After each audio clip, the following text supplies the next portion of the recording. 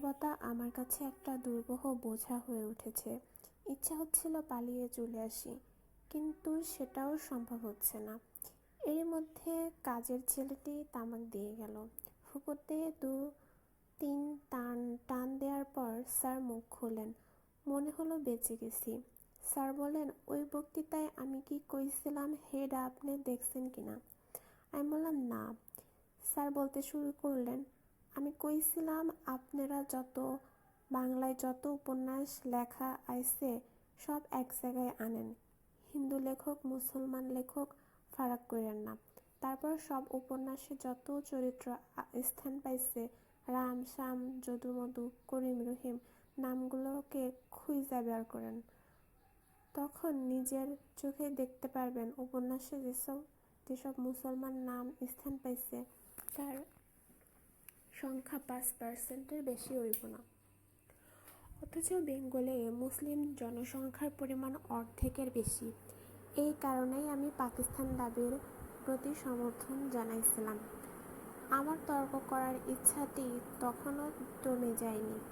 তাই জিজ্ঞেস করলাম, উপন্যাসে মুসলমান চরিত্রের উপস্থিতির স্বল্পতার কারণে আপনি কিন্তু একটি ধর্মতান্ত্রিক রাষ্ট্রের সমর্থন দিতে পারেন না। আপনি এখন ধর্মতান্ত্রিক রাষ্ট্রের কথা কইতেছেন, তখন সিচুয়েশন আসলে একেবারে অন্যরকম। আরেকটা জিনিস মনে রাখবেন, উপন্যাস হইল গিয়া আধুনিক সোশিয়াল ডিসকোর্স। বেঙ্গলে হিন্দু মুসলমান শত শত বছর ধরে পাশাপাশি বাস করা আইতেছে। হিন্দু লেখকেরা উপন্যাস লেখার সময় ডেলিবারেটলি মুসলমান সমাজরে ইগনোর করে গেছে। কয়েকজন ব্যতিক্রম থাকলেও থাকবার পারে। বড় বড় সব হিন্দু লেখকের কথা চিন্তা কইরা দেখেন, তারা বাংলায় বায়ু, বাংলার জল এইসব কথা ভালা কইরাই কইয়া গেছে। কিন্তু মুসলমান সমাজরে রাইটফুল প্রেজেন্টেশনের কথা যখন উঠছে, সকলে এক্কেরে চুপ। মুসলমান সমাজরে সংস্কৃতির অধিকার থেকে বঞ্চিত করার এই যে একটা স্টারবন অ্যাটিটিউড, সেই সময়ে তার রেমেডির অন্য কোনো পন্থা আসছিল না। একসঙ্গে অনেকক্ষণ কথা বলার পর স্যার একটু দম নিলেন। কাজের ছেলেটি চা দিয়ে গেল। চায়ে চুমুক দেওয়ার পর স্যার আবার মুখ খুললেন। আরেক হিসাব সব অবসর সময়ে কইরা দেখেন, 1947 থেকে 70 পর্যন্ত সময়ের মধ্যে আমাগো এই ঢাকা বিশ্ববিদ্যালয় থেকে লেখালেখির ক্ষেত্রে যতগুলান মানুষ বার হইয়া আইছে, 1921 থেকে শুরু করে 47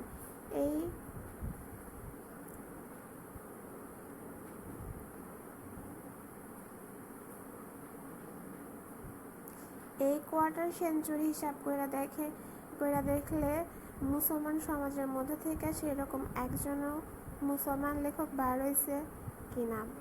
47-এর পরে যেসব মুসলমান লেখক বার হইছে, আউটলুকের দিক দিয়ে সকলে আউট অ্যান্ড আউট সেকুলার। পাশাপাশি পশ্চিম বাংলার আধুনিক লেখকদের মধ্যে দেখবেন সেকুলার লেখক অধিক পাইবেন না। তবে কথা উঠতে পারে আর্টিস্টিক এক্সপ্রেশন সম্পর্কে। আমি বললাম, হিন্দু সমাজে সেকুলার চিন্তাভাবনা তো অনেকদিন আগেই শুরু হয়েছে। স্যার বললেন, কথাটা ঠিক আবার ঠিকও না। যে জিনিসটারে আপনারা বেঙ্গল রেনেসাঁ কইবার লাগছেন, সেইটা মানতে আমার ঘোরতর আপত্তি আছে। আপনারা রামমোহন রেনেসাঁর মানুষ কইবেন, কিন্তু হে কামটা কি করছে? তার মতো এমন ধর্ম প্রচার আগেও ইন্ডিয়ার অনেক মানুষ কইরা গেছেন। আমি তো তার বাংলা ভাষা চর্চা ছাড়া উল্লেখ করবার মতো আর কোনো কিছু খুঁজে পাই না। এন্টায়ার 19th সেঞ্চুরিতে পুরুষ সিংহ ওই একজনই, পণ্ডিত ঈশ্বরচন্দ্র বিদ্যাসাগর মশাই ছাড়া দেখবেন ঠাকুর বলেন, বঙ্কিম বলেন, কেশব বলেন, সকালে তো নতুন কইরা রিভাইভিজমের বিকাশ ঘটাইছেন। পার্থ চট্টোপাধ্যায় একটা মূল্যবান বই লিখছিলেন, নামটা জানি কি। তিনি দেখাইছেন যে সময়ে বঙ্কিমের উপন্যাসগুলো প্রকাশ পাইবার লাগছিল, একই সময়ে বটতলার মুসলমানি পুঁথিগুলোও মুদ্রণযন্ত্রে ছাপা হইয়া বাইর হইতে আসিল। বঙ্কিমের উপন্যাস 200-250 বেশি ছাপা হইত না। কারণ আধুনিক সাহিত্য পড়ার পাঠক ছিল খুব সীমিত। কিন্তু বইটা পড়লে দেখতে পাইবেন মুসলমানের পুঁথি ছাপা ওইটা ছিল হাজারে হাজারে। বঙ্কিমের বিষয়বস্তুর সঙ্গে পুঁথির বিষয়বস্তুর তুলনা করলে ডিফারেন্সটা সহজে বুঝতে পারবেন। পুঁথির বিষয়বস্তু একেবারে সেকুলার, কিন্তু চিন্তা পদ্ধতি মধ্যযুগীয়। বঙ্কিমের চিন্তা আধুনিক, কিন্তু বিষয়বস্তু ধর্মীয়। আমি প্রতিবাদ করে বললাম, বঙ্কিমের সব রচনার বিষয়বস্তু তো ধর্মীয় নয়। স্যার বললেন, ওইলো একই কথা। Revivalist spirit and modern spirit ওর গায়ে ঠেস দিয়া খাড়ায় আছে। স্যারের কথাটা পুরোপুরি মেনে নিতে আমার কষ্ট হচ্ছিল। তাই বললাম, মাইকেল বঙ্কিম ওনাদের হাতেই তো বাংলা সাহিত্যের আধুনিকতার সূত্রপাত। স্যার বললেন, আধুনিকতা জিনিসটারে তো ভালো কইরা বুঝন লাগবো। আধুনিকতা জিনিসটি ব্যাপক দুনিয়ায় একই সময়ে আইছে, 10 বছর আগে কিংবা 10 বছর পরে। বিলাতে রেলগাড়ি চালু অনের 10 বছর পরে ইন্ডিয়াতে রেল আয়া গেছে। বঙ্কিম মারা গেছে 1893 সালে, আর টলস্টয় মারা গেছে 1911 সালে।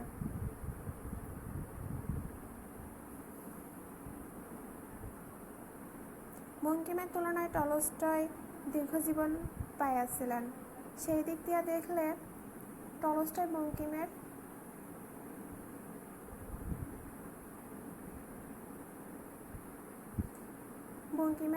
কন্টেম্পোরারি। দুজনের লেখার কন্টেন্ট মিলায় দেখেন, টলস্টয় কমন ম্যানকে কি চোখে দেখছে আর বঙ্কিম কি চোখে দেখছে। শুধু টলস্টয় আর বঙ্কিম কেন, ইউরোপের লিটারারি স্টলওয়ার্ট ফ্লোবেয়ার, মোপাসা, চেখভ, তুর্গেনিয়েভ, গোগল, জোলা সকলে একটা বিশেষ সময়ের মানুষ। এদের লগে আপনি রবীন্দ্রনাথেরও ধরবার পারেন। আমি বললাম, স্যার রবীন্দ্রনাথ সম্পর্কে কিছু বলেন। স্যার বলেন, রবীন্দ্রনাথ প্রতিভা ঠিকই আছিল, বাংলা ভাষাটি তো রবীন্দ্রনাথের হাতেই পুষ্ট হয়েছে। এক হাত বিচিত্র বিষয় নিয়ে খেলছেন, লেখছেন, এইটাই বঙ্কিম রবীন্দ্রনাথের সবচাইতে বড় credit. Other than literary talent, অন্যান্য বিষয়ে রবীন্দ্রনাথের যদি বিদ্যাসাগরের মতো মানুষের সঙ্গে তুলনা করা হয়, he comes no higher nearer to them. স্যারের কথা শুনে আমার ভালো লাগলো না। আমি রবীন্দ্রনাথকে খুব বড় একজন মানুষ হিসাবে ভাবতে অভ্যস্ত হয়ে উঠেছি। তাই জিজ্ঞেস করলাম, রবীন্দ্রনাথ কি খুব বড় একজন মানুষ নন? স্যার বলেন, রবীন্দ্রনাথ বড় লেখক। মানুষ হিসাবে রবীন্দ্রনাথ বিদ্যাসাগর কিংবা তার মতো মানুষদের ধারে কাছেও আসতে পারবে না। বড় লেখক এবং বড় মানুষ এক নয়। বড় লেখকদের মধ্যে বড় মানুষের ছায়া থাকে।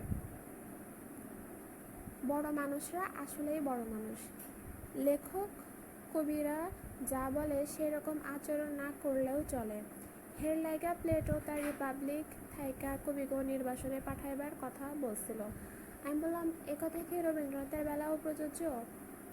স্যার বললেন, রবীন্দ্রনাথ ব্যতিক্রম হইল কেমনে? তিনি তো এই ক্যাটাগরির মধ্যে পড়েন। আমার মনের মধ্যে একটুখানি খুঁতখুঁতানি থেকে গেল। সেজন্য পাল্টা প্রশ্ন করলাম, রবীন্দ্রনাথ কি বাঙালি জনগোষ্ঠীর ভাষাকে উৎকর্ষের একটা বিশেষ স্তরে নিয়ে যাননি? স্যার বলেন, বাংলা ভাষাটা বাঁচায় রাখছে চাষাভুষা, মুটে মজুর, এরা কথা কয় দেখাই তো কবিরা কবিতা লিখতে পারেন। সংস্কৃত কিংবা ল্যাটিন ভাষায় কেউ কথা কয় না, হের লাইগা এখন সংস্কৃত কিংবা ল্যাটিন ভাষায় সাহিত্য লেখা হয় না। তারপর রবীন্দ্রনাথের সমাজ কি প্রবন্ধ নিয়ে তার মতামত প্রকাশ করতে আরম্ভ করলেন।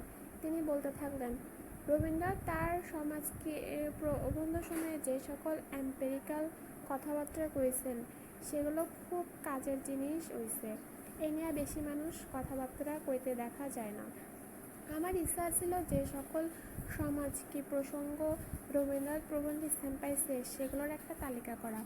কিছুদিন পরে দেখতে পেলাম রাজ্জাক স্যার রবীন্দ্রনাথের প্রবন্ধসমূহ খুঁটিয়ে খুঁটিয়ে পড়ছেন। বিশেষ বিশেষ জায়গা লাল পেন্সিল দিয়ে চিহ্নিত করছেন। ছোট ছোট কাগজের টুকরা দিয়ে চিহ্নিত পৃষ্ঠার সময় নিশানা দিয়ে রাখছেন। আরও কিছুদিন পরে গিয়ে দেখলাম রবীন্দ্রনাথ প্রবন্ধের সব বই স্যারের টেবিল থেকে উধাও। বুঝতে বাকি রইল না স্যারের মহৎ সংকল্পগুলো এভাবেই ইতি ঘটে থাকে। প্রথম দিকে রাজ্জাক স্যারের রবীন্দ্রনাথ গানের প্রতি বিশেষ অনুরাগ ছিল না। শেষের দিকে দেখলাম তিনি রবীন্দ্রনাথের কোনো কোনো গানের তারিফ করছেন, বিশেষ করে ধ্রুপদাঙ্গের গানগুলো। চিত্রশিল্পী এস এম সুলতান। এই রচনায় চিত্রশিল্পী এস এম সুলতানের সঙ্গে রাজ্জাক স্যারের সম্পর্কের বিষয়টি আমি বিবৃত করতে চাই। আমার সঙ্গে আকস্মিকভাবে সুলতানের পরিচয় হয়। কী করে, কোন পরিস্থিতিতে সুলতানের সঙ্গে আমার পরিচয় হলো, সেই বিষয়ে এখানে বিশেষ বলার অবকাশ নেই। শুধু এটুকু বলতে চাই, 1976 সালে শিল্পকলা একাডেমিতে সুলতানের আঁকা প্রায় 500 ছবির একটা প্রদর্শনী হয়। এই প্রদর্শনীতেই প্রথম আমি সুলতানের আঁকা ছবি দেখি এবং অভিভূত হয়ে যাই। পত্রপত্রিকায় সুলতানের বেশভূষা, বৈচিত্র্যময় জীবন এবং গঞ্জিকাপ্রীতি এসব নিয়ে তার গল্পকাহিনী প্রচারিত হলেও চিত্রশিল্পীর সঙ্গে সম্পৃক্ত ব্যক্তিরা সুলতানের আঁকা ছবির উৎকর্ষ বা অপকর্ষ সম্বন্ধে কোনো কথা বলতে কেউ রাজি ছিলেন না। নানা মানুষের সঙ্গে কথা বলে একটা ধারণা আমার মনে বর্ধমান হয় যে, ইংরেজিতে যাকে কনস্পাইরেসি অফ সাইলেন্স বলা হয়, সুলতানকে ঘিরেও একটা নীরব ষড়যন্ত্র আর্ট এস্টাবলিশমেন্টের লোকেরা করে যাচ্ছিলেন। নীরব উপেক্ষার মাধ্যমে সুলতানের শিল্পকর্মকে সর্বসাধারণের সচেতন মনোযোগ থেকে আড়াল করে রাখাই ছিল এদের অভিপ্রায়। আমি যখন বুঝতে পারলাম শহরবাসী আর্ট এস্টাবলিশমেন্টের লোকেরা সুলতানের শিল্পকর্মের ব্যাপক পরিচিতি এবং মূল্যায়নের পথে একটা অদৃশ্য প্রতিবন্ধকতা তৈরি করেছে, তারপর আমি আমার কর্তব্য স্থির করলাম। যে করেই হোক সুলতানকে অবশ্যই জনসম্মুখে প্রকাশমান করে তুলতে হবে। কিন্তু মুশকিল হলো, আমি নিজে কিন্তু চিত্রশিল্পী নই। চিত্রশিল্পের ব্যাপারে আমার মতামতের কোনো মূল্য নেই। তাই আমি চাইছিলাম সমানে মান্যতা অর্জন করেছেন এমন কোনো ব্যক্তি যদি সুলতানকে তুলে ধরতে এগিয়ে আসেন, আমার কাজটা অনেক সহজ হয়ে যায়। অনেকের কাছেই গেলাম, কেউ কেউ আগ্রহ প্রদর্শন করলেন, কেউ কেউ শীতলতা। যাই হোক, রাজ্জাক স্যারের কাছে গিয়ে সুলতানের ছবি সম্পর্কে অনেক ভালো ভালো কথা বললাম।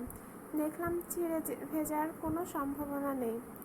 স্যার তখনও শিল্পী বলতে বোঝেন ওই একমাত্র জয়নুল আবেদিন। চিত্রকলার অনেক লোকের সঙ্গে স্যারের ওঠা বসা, যাওয়া আসা আছে, কিন্তু প্রাণের ভেতর থেকে জয়নুল আবেদিন ছাড়া অন্য কাউকে স্বীকৃতি দিতে চান না। আমি একটুখানি দমে গেলাম। এই এতদিনে রাজ্জাক স্যারকে অত্যন্ত সংবেদনশীল চরিত্রের মানুষ বলে জেনে গিয়েছিলাম। তার কাছ থেকে কোনো ইতিবাচক সাড়া যখন পাওয়া গেল না, সুলতানকে নিয়ে কি করব স্থির করতে পারছিলাম না। কিন্তু আমার স্থির ধারণা, সুলতান একজন বিশ্বমাপের শিল্পী। সকলে তাকে স্বীকার করে নিতে কুণ্ঠা প্রদর্শন করছেন, কারণ তারা একজন আগন্তুককে শ্রেষ্ঠত্বের আসনখানি ছেড়ে দিতে নারাজ। আমি মনে মনে এভাবে গোটা ব্যাপারটা চিন্তা করলাম। সুলতানের মতো আমিও গ্রাম থেকে এসেছি,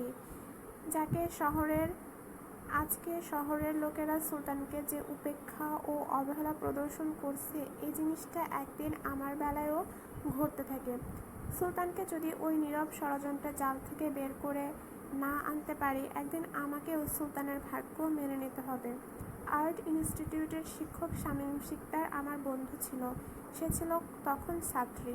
শামীম এবং তার বন্ধুবান্ধবরা আমার ইন্টারন্যাশনাল হোস্টেলের কক্ষটিকে অনেকটা তাদের স্টুডিও হিসাবে ব্যবহার করত। এই ছাত্রছাত্রীদের সঙ্গে মেলামেশা করতে গিয়ে আমি নিজেও অল্প স্বল্প ছবি আঁকার কলাকৌশল রপ্ত করলাম। খুব গভীরভাবে শিল্পকলা সম্বন্ধে পড়াশোনা করতে আরম্ভ করলাম। অনেকদিন পড়াশোনা করার পর আমার একটা প্রত্যয় জন্মালো যে, সুলতানের সম্পর্কে কিছু সাহসী বক্তব্য প্রকাশ করার যোগ্যতা আমার জন্মেছে। আমি সুলতানের কর্মের উপর বাংলা চিত্র ঐতিহ্য এবং সুলতানের সাধনা শিরোনামে 50 পৃষ্ঠার একটি দীর্ঘ প্রবন্ধ লিখে মূলভূমি নামাঙ্কিত একটা সাময়িকীতে প্রকাশ করলাম। তারপর প্রবন্ধটা আলাদা একটা পুস্তিকা হিসেবে প্রকাশ করি এবং সাহিত্য শিল্পের অনুরাগী মানুষদের একটি করে পুস্তিকা কখনো নিজের হাতে অথবা লোক মারফত কিংবা ডাকযোগে পাঠিয়ে দিতে থাকি। একটা পুস্তিকা নিয়ে একদিন রাজ্জাক স্যারের বাড়িতে হাজির হলাম। স্যারকে বিশেষভাবে অনুরোধ করি তিনি যেন আমার লেখাটি পড়ে দেখেন। স্যার যেন মনে না করেন আমি একটা উটকো লোকের বিষয় নিয়ে অযথা উৎপাত করছি। সে যেন 10-15 দিন উন্মুখও হয়নি।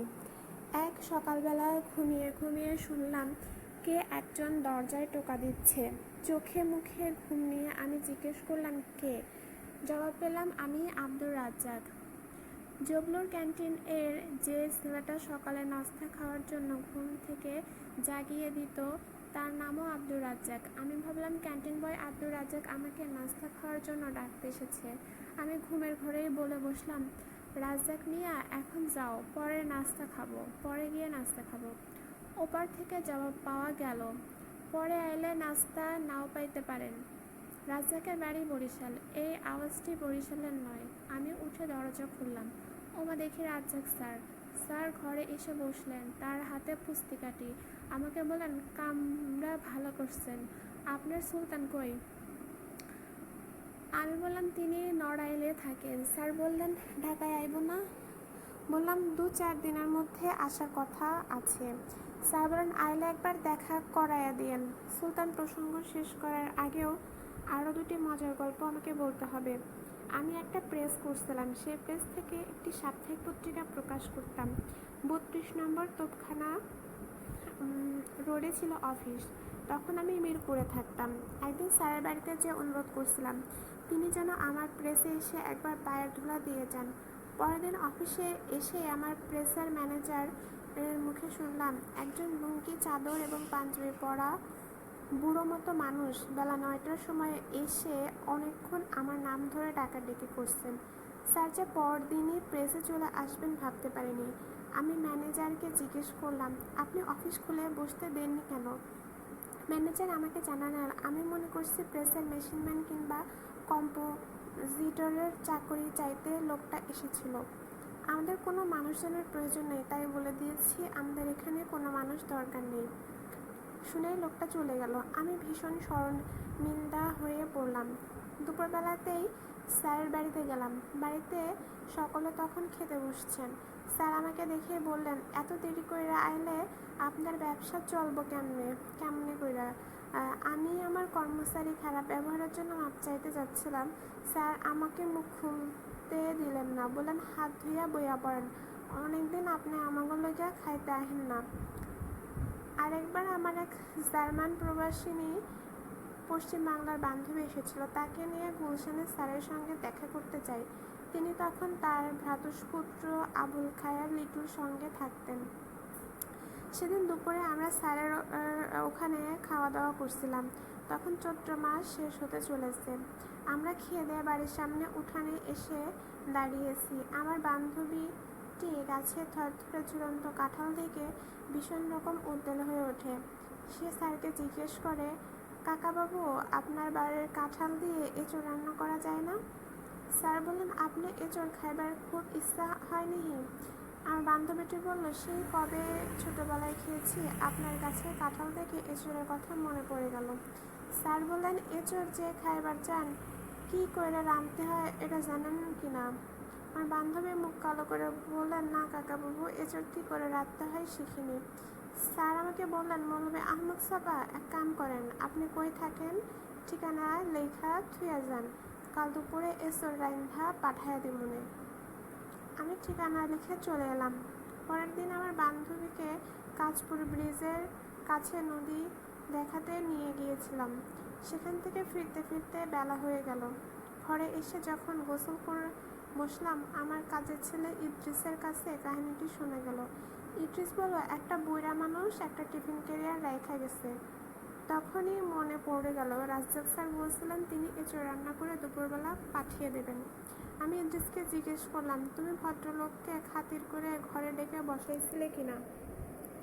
ইদ্রিস জবাব দিল, মানুষের গায়ে একটা ফাড়া ছিঁড়া পাঞ্জাবি আর ময়লা লুঙ্গি আর ঢায়া কথা কয়। কই থেকে আইসে যখন জিগাইলাম, কয় সাহেব টিফিন ক্যারিয়ার দেখলে বুঝতে পারবো না। আমিও ডাকি নাই, হেই বেডাও বসবার চায় নাই। তখন সুলতানের এখন সুলতানের কথায় আসি। মাসখানেক পরে সুলতান এলেন নড়াইল থেকে। আমি ওনাকে নিয়ে স্যারের বাড়িতে গেলাম। সুলতানের একটা বৈশিষ্ট্য আমি গোড়া থেকেই লক্ষ্য করে এসেছি। যাদের সঙ্গে তার পরিচয় হয় সকলে তার প্রতি আকৃষ্ট হয়ে পড়েন।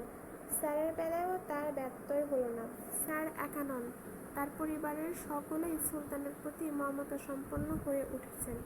স্যারের ভ্রাতৃবধূ, 2 ভ্রাতুষ্পুত্রী, মায়ের অতি শিশু নাতিটি পর্যন্ত সুলতানের অনুরাগী হয়ে উঠেছে। এত মিষ্টি করে এমন সুন্দর কথা সুলতানের মতো আর কাউকে বলতে দেখিনি। সেদিন বিকালবেলা সুলতান তার জব্বা নিজের হাতে বানানো বাঁশের বোঝা, গাজার কন্ধি এবং অন্যবিধ সাজ সরঞ্জাম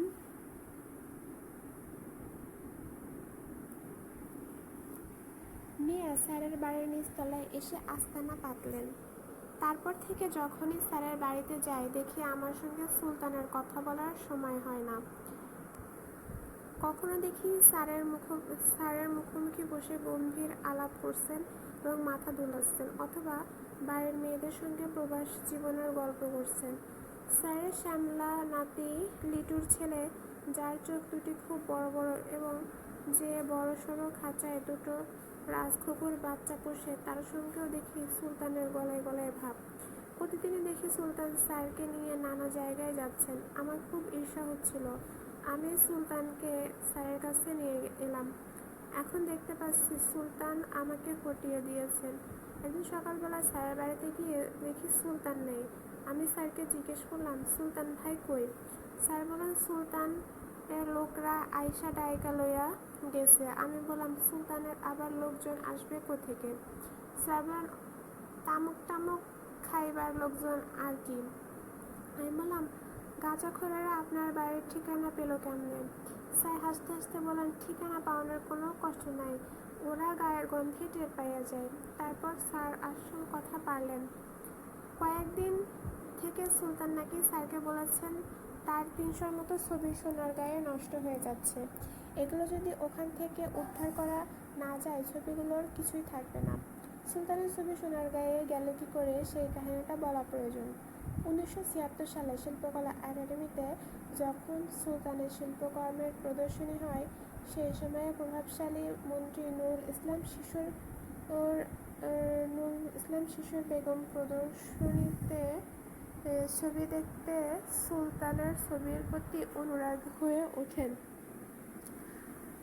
ভদ্রমহিলার বোধহয় অল্প স্বল্প আঁকার ঝোঁক ছিল। তিনি সুলতানের ছবি আঁকা শিখিয়ে সুলতানকে ছবি আঁকা শিখিয়ে দিতে অনুরোধ জানান। সুলতানও রাজি হয়ে যান। কিছুদিন মন্ত্রীর বাড়িতে সুলতানের নিয়মিত যাওয়া আসা চলে। সেই সূত্রে নুরুল ইসলাম শিশুর সঙ্গে সুলতানের পরিচয়। একদিন কথায় কথায় সুলতান মন্ত্রী সাহেবকে জানান, এই প্রদর্শনী শেষে ছবিগুলো নিয়ে কোথায় রাখবেন ও নিয়ে তার ভয়ানক দুশ্চিন্তা। ঢাকা কিংবা কাছাকাছি কোথাও একটু জায়গা পাওয়া গেলে সুলতান ছবিগুলো সরিয়ে নিয়ে রাখতে পারেন। নুরুল ইসলাম শিশু সাহেব সরকারি ক্ষমতা খাটিয়ে সোনারগাঁয়ের পানামে একটা পরিত্যক্ত দোতলা বাড়ি সুলতানকে বরাদ্দ করেন। সুলতান শিল্পকলা একাডেমি থেকে ছবিগুলো সে বাড়িতে নিয়ে যান এবং তার বিশ্বস্ত চেলা বাটুলকে নিয়ে সে বাড়িতে বাস করতে আরম্ভ করেন। এই জায়গাটি সুলতানের মনে ধরেছিল। তার পেছনে বোধ করি একটাই কারণ। এই বাড়ির 5-7 বাড়ি পরে জয়নুল আবেদিন লোকশিল্প জাদুঘর স্থাপন করেছেন। হয়তো সুলতানও ওরকম একটা স্বপ্ন দেখেছিলেন। মাসখানেক থাকার পর অনুভব করলেন এই দরজা জানালা বিহীন পিশাচের মতো দাঁত বের করা লাল ইটের জীর্ণ বাড়িতে সুলতানের বাস করা অসম্ভব।